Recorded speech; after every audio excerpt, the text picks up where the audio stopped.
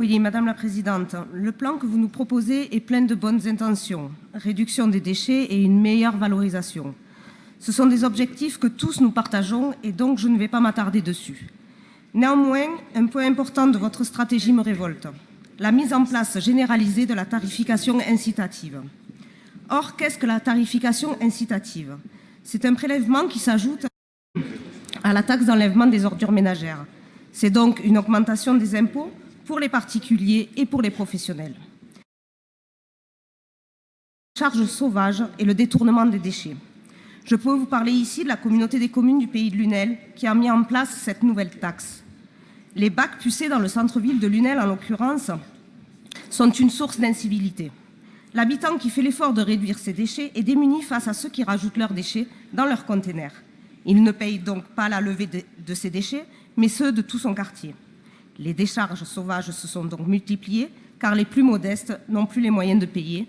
Bref, c'est un échec total. La France est déjà championne du monde des prélèvements obligatoires et a été traversée par la crise des Gilets jaunes sur fond de grogne fiscale.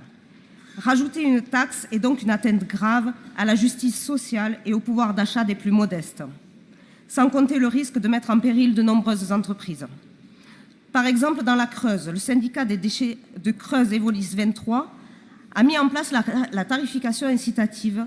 Et bien, selon un article de France 3 Nouvelle-Aquitaine, je cite, « Pour les petits artisans et commerçants, cela revient à voir la facture augmenter de 300 à 600%. » Selon ce même article, le témoignage d'un restaurateur, je cite également, « Restes alimentaires, polystyrène, emballage, les déchets jusqu'à présent collectés dans les bacs coûtaient 297 € par an à Sébastien Proux, chef de l'auberge de la vallée à Crozant en Creuse. » Suite au passage d'un agent du syndicat des déchets, le restaurateur sait que la facture va passer à 2200 € pour un passage tous les 15 jours.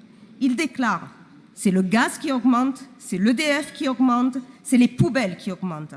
On n'arrive plus à payer nos factures, il faut que cela cesse. » Une nouvelle taxe n'est donc pas la solution pour réduire les déchets, c'est sur le conditionnement des produits qu'il convient d'agir en premier.